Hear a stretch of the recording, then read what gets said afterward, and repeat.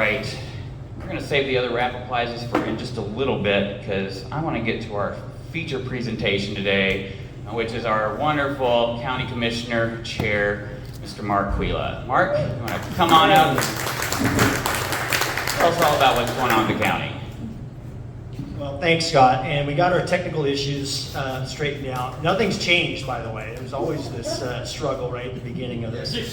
Actually, what's changed is we've upgraded the membership director, that's for sure. And I'm holding on to that ticket because I got my eye on one of these here.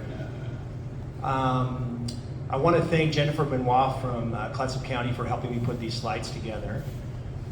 And perfect, now I can see. We're going to go ahead and get started. We'll move swiftly through these and leave some time for some softball questions at the end. But if you want to just kind of move it to the next slide. Oh, I got to take the clicker, don't I? Jeez.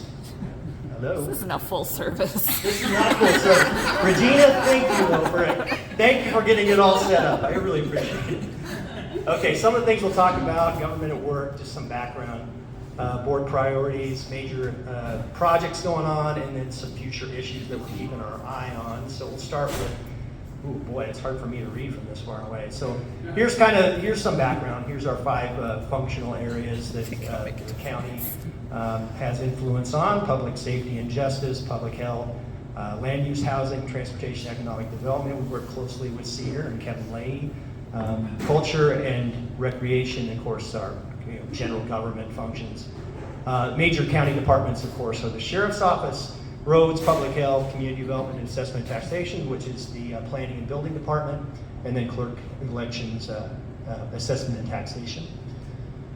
So this is a good graphic. You'll find this on the county website, and it kind of talks about what your property tax dollar, how it's dispersed throughout the county. So for every dollar that comes into the county, here's how it goes out. So school districts take a little over half of it. Cities, 17.34 cents. Other districts, which are all the special districts in the county, including one of the road districts and the rural law enforcement district. And then you'll see that rural fire districts get about 3 cents. So that leaves about 12.5 cents for Clatsop County government operations.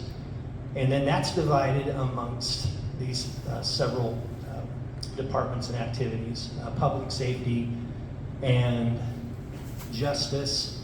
Public services, of course, is 1.5 cents. You've got contingency, which of course we have to plan for contingency, knowing that there's some uncertainty in economic conditions coming up. Miscellaneous is spent there, the 2.27. You can see what that, can you guys read that? And then administration and the fairgrounds. So here's what the Board of Commissioners activities are. We're 5 elected members. We serve all as volunteers, so we're part-time. A lot of counties have full-time commissioners that are salaried. In fact, Columbia County and Tillamook County, our neighbors, are full-time commissioners, and they're well compensated for their work, and they go down to Salem and lobby, so that really puts a lot of pressure on part-time commissioners to try to compete for some of that attention, compete for those dollars in Salem. So one thing we do is we have a consultant, PAC West, which is a lobby group, and they actually carry some of our issues forward down in Salem.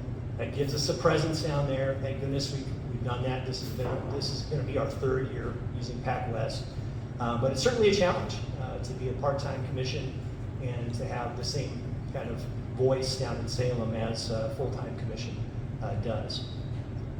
We're elected by geographic districts. I'm Warrenton and part of Astoria. Commissioner Webb is actually the Astoria proper, and then other commissioners represent other regions of the county. Our main job is to establish the policies and the county vision. About 3 years ago, we developed a strategic plan, and then every year we review and we update that strategic plan. We also hired a county manager. Thank goodness we got a great county manager, Don Boone. And he's in charge, he's the CEO, he's in charge of the day-to-day operations for the county. Here's our board priorities. This is defined in our strategic plan. So governance, infrastructure, economic development, environmental quality, and social services. You can kind of see some of the sub-activities in there. Infrastructure, of course, is primarily roads. Economic development, again, we work closely with CEDAR and with SBDC. We have environmental quality. We live in a beautiful place. We want to make sure we protect and preserve it. And then social services, we'll talk a little bit more about one of those items, which is childcare. Affordable housing, these are our main projects. Affordable housing, North Coast Business Park, which we've been working on for years. Childcare, COVID-19, of course, has been this big looming presence for the last 3 years, and then emergency preparedness.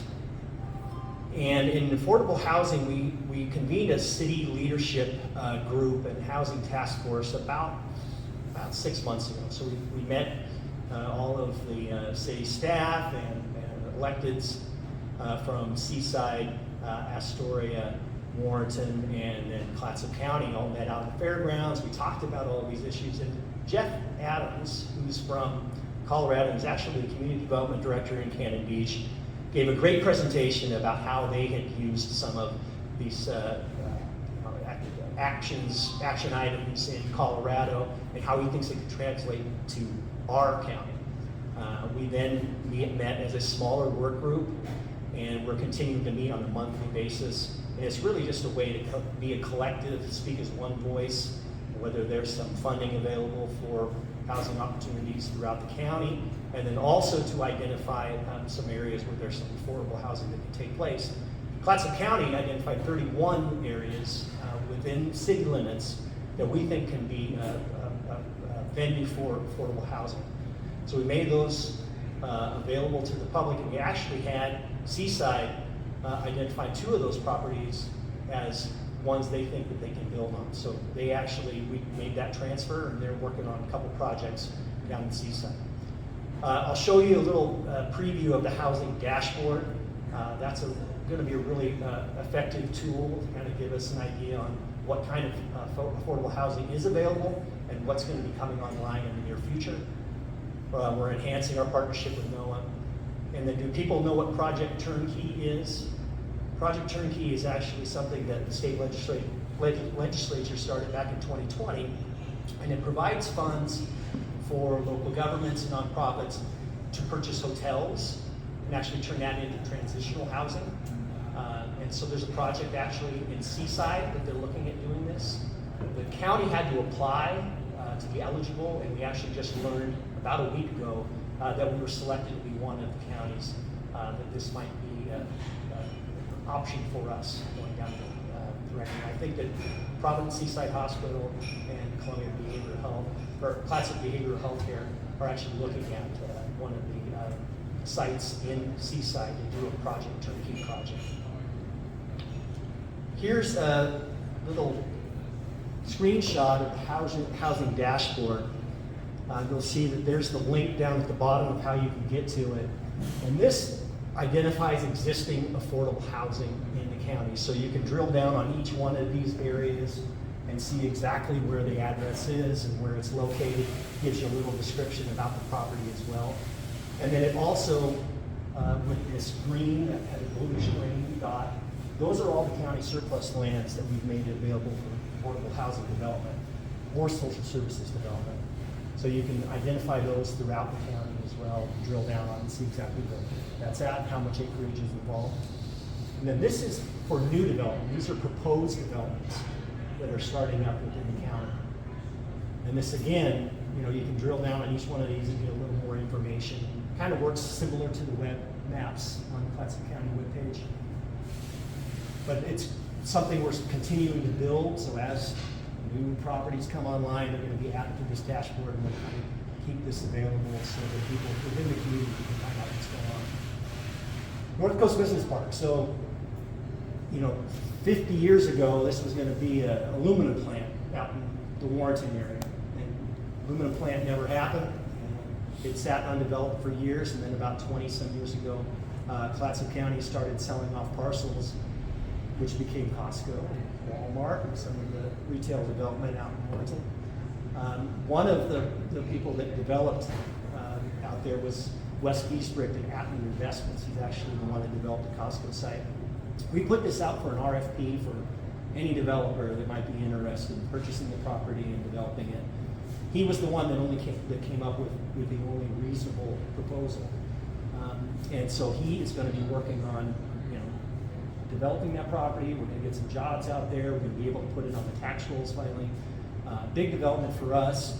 It's going to take a while because there's a lot of constraints on the property. There's a lot of wetlands that have to be mitigated. That scared a lot of people off for years, but Wes has got a plan to make it happen. We're just really pleased that it's moving forward. It's a big burden, or a big lifted from the county, because we didn't want to be property managers. We wanted to have someone come in that actually knows what they're doing and be able to put it on the tax rolls.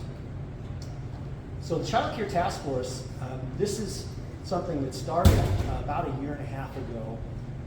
We identified that during COVID, the issue with child care only got exacerbated. So we've not had the ability to grow the capacity of child care within the county. It's become something that's in real demand. So the Child Care Task Force actually is comprised of folks from ESD, the Early Learning Hub, folks from CEDAR and SBDC, the hospitals. I'm a representative on behalf of the county, and then we have an early childhood educator who's kind of our leader of the group. That's Dan Gaffney. Many people know Dan. He's been very active in Preschool Promise. And we got some money from ARPA funds that we set aside for a 4-year kind of cycle, and then we also got money from Clatsop, from Columbia Memorial Hospital and from Providence Seaside Hospital to supplement it. And we were able to get together about $275,000 in grant monies just this year alone for local child care providers in the area.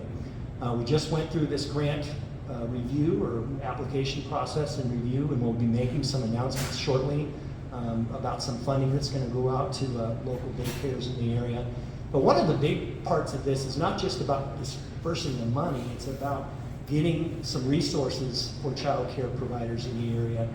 And one of the big tools is some education through SBDC about business, developing a business plan, having software like Wonder School available so that you can be efficient in how you're running your daycare.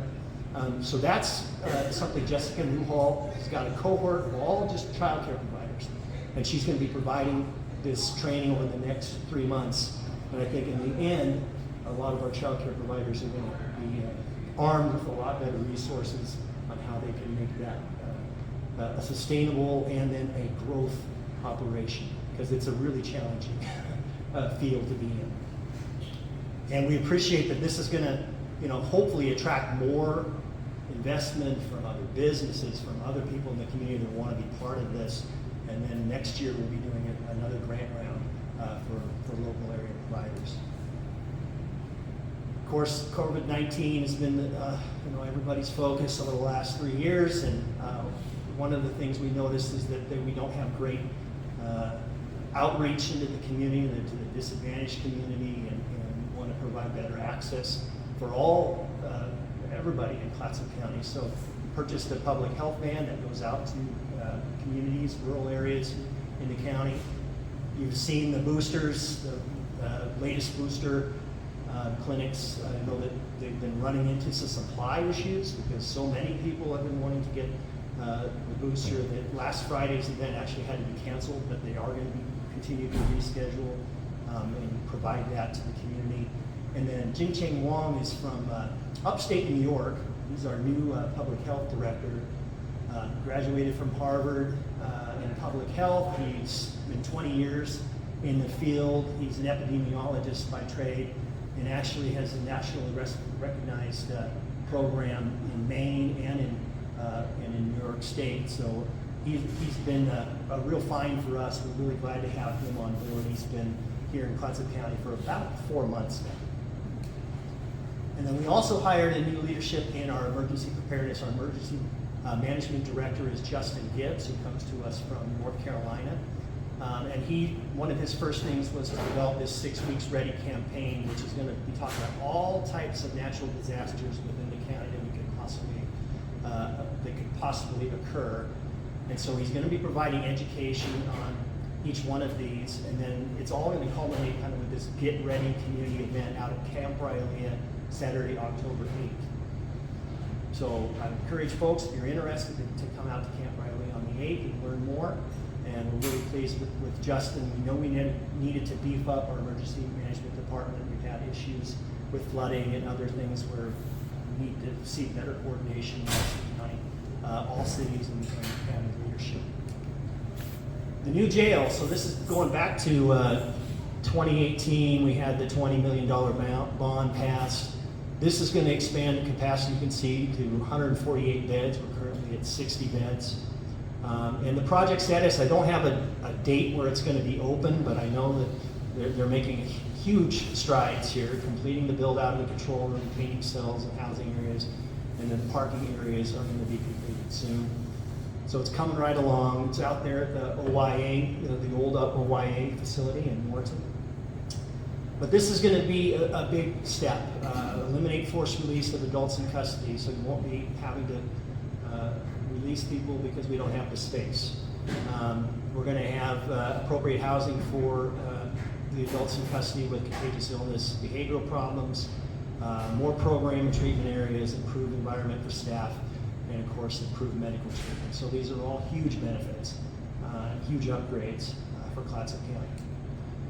And then some of the things we're looking at, of course, these are on the horizon. Timber revenues is a big portion of our budget in our general fund. It's 18%. And 40% of rural law enforcement district revenue comes from timber revenue. So we're already kind of planning. That's why you saw that contingency line. This is going to be an impact to Clatsop County. We don't know what that's going to look like, but what's been proposed really could be a big hit. It's, I think, amongst the order of maybe $2 to $3 million per year that might be cut, and that's because they're setting aside huge swaths of acreage that won't be able to be cut. And I think that there's a real debate about whether or not that much needs to be set aside. The Oregon Department of Forestry office out here, they do a fantastic job of managing our timberlands. And so we have full confidence in their ability to do that. And it really is an unequitable hit for us because we're the ones that have these beautiful timberlands. We're the ones that are going to be without that revenue, and there really isn't anything right now to offset it. So we're going to be doing a proclamation in our next meeting, which actually spells out all of those economic impacts to Clatsop County. Tourism, this is also an issue where we have the impacts of tourism that put a strain on law enforcement, code enforcement, and public health, and it does. And so we don't have any flexibility as it's set up right now. Transient lodging taxes are split 70-30, so that 70%, 30% you can't touch, right? 70% you can't touch, Virginia. Yeah, it's a little complicated, but it depends on when it was started to be collected. It's supposed to be dedicated towards marketing and advertising of tourism. So we'd like some flexibility so we can actually provide some resources to our law enforcement just to be able to keep up with the increase of people in our area. And then, of course, fisheries.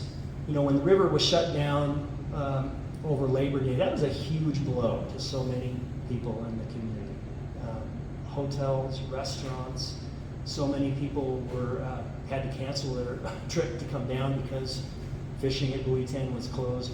I think we want to impress on the ODFW board how much this means to our community, and that the management needs to be, I guess, not fluctuating so much. We need to have some consistency in how this is managed throughout the year. And then, of course, we have the net pens out at Youngs Bay.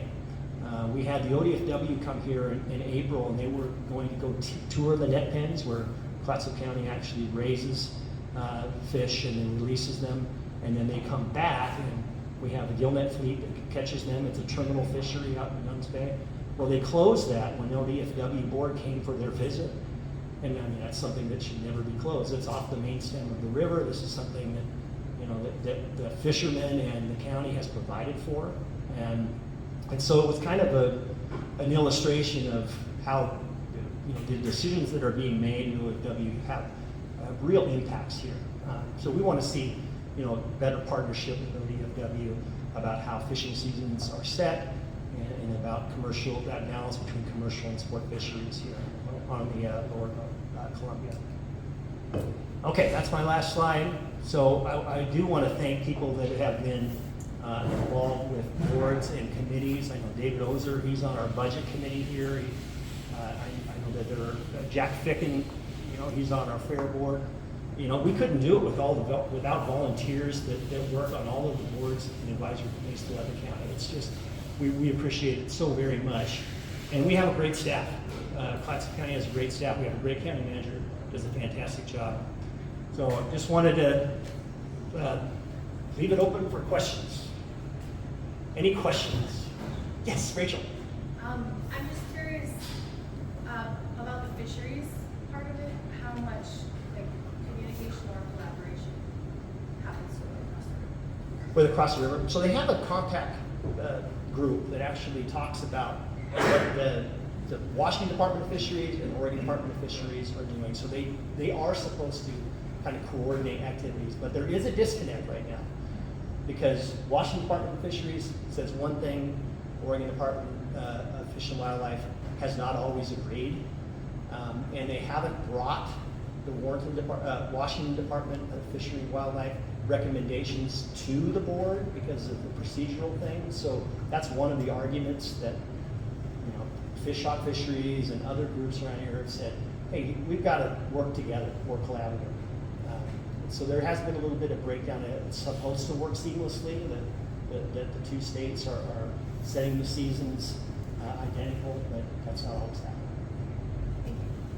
Could you talk a little bit more about the North Coast business park? And is it the idea of the county that it will be lots that will be purchased, or in other words, can a small business rent, buy? What does it look like at the end? And what's the timetable? So I would reach out to Atman Investments because we've left it to them. They are the ones that are going to be developing that pad that will allow for business. There are some areas that are contiguous there that aren't wetlands that are certainly available to develop. But we've left it up to Wes Giesbrecht and his team to kind of develop the mitigation strategy about where that development is going to occur and how the utilities are going to feed that site. So I would reach out to Wes. I can get you his contact information. Paul. I know based on this question, they developed the Costco area. Yeah. Do they own it and Costco rents, or do they turn around and sell it to Costco? I think, boy, I'll have to find out for sure. I'm not exactly sure. I think they might have sold it to Costco. Did you, Carla? Sorry. Yeah, I did have a question. Jay, is there a plan for increased staffing? Because it looks like they're obviously going to have more. Yeah, there is, but it is designed in such a way that you don't have to increase it proportionally to how they do it. It's really interesting. I mean, it's a different configuration, so and it's of course wired so that one person can really see, throughout an area, and so it's much more efficient than what we have right now. Just different configuration, and they don't expect that there's going to be this huge uptick in staffing based on the way that they've got it outlined and designed. But there's also not a completion date, I don't know the completion date. We had a change order that just came through, so that there have been a few hiccups along the way, just kind of working with the contractor, but it's really close. I know that they've made a lot of progress. Yeah, and yeah, I'm just not sure when that date is. What are they doing with the old jail? Is there any earmark for that? So we did a public facilities plan, review of all of the county properties, and that was included in it. And right now they're developing a report that was outlined what the best uses of the old jail site would be. I don't know. I got a tour through there, just a tour, and it is really outdated.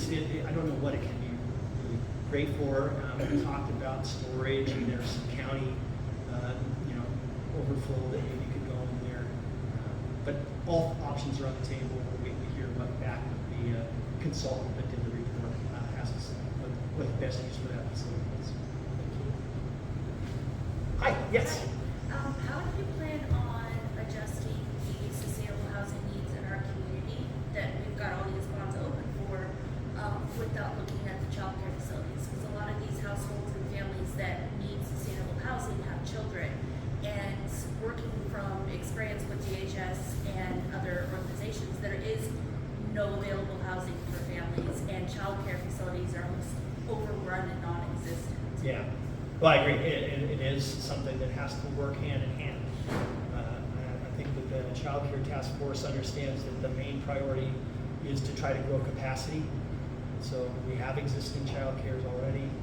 We want to be able to help them be able to have more staff, because that's been the biggest limiting factor is staffing. And that has to be growing wages and benefits, Which is part of sustainable housing. Exactly. If you can't afford to live somewhere, then you can't afford to work there. So Right. it's a hand-in-hand issue. It is. And that is why we kind of developed both of these task force right around the same time. Well, task force for housing was later, but they are two issues that we're very active in trying to find collaborative solutions, work together, raise our voice in Salem so that maybe there's some state funding that would be available for some of this too.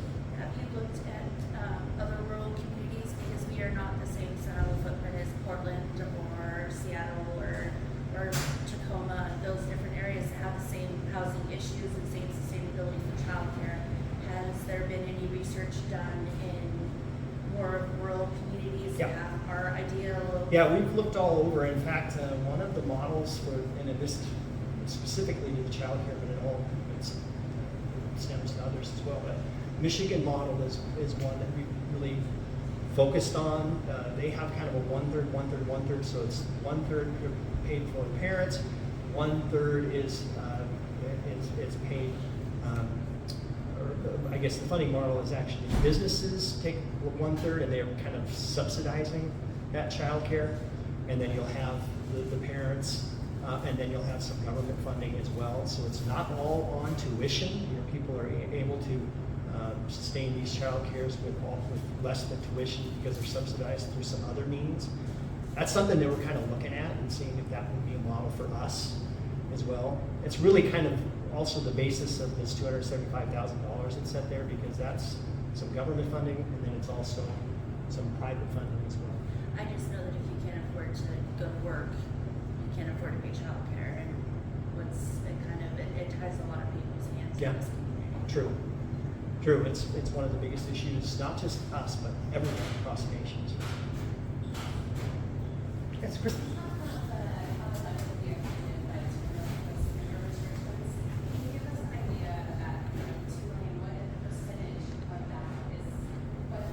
So I think that we get about $9 million each year in timber revenue. So it's somewhere around there. It's in the high, 8.75 or $9 million.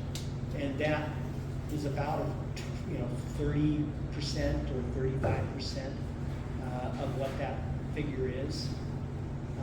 We don't know what this is going to be. This is just kind of our estimate of what the impact could possibly be.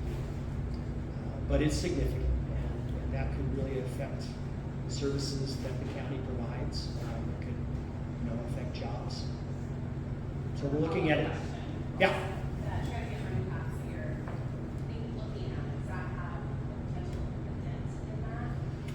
Well, certainly. Yeah. I mean, it's not going to be that significant. I mean, it's not going to be able to cover a $3 million deficit, but it certainly will help in things like law enforcement. Yeah, David. I just want to comment on that.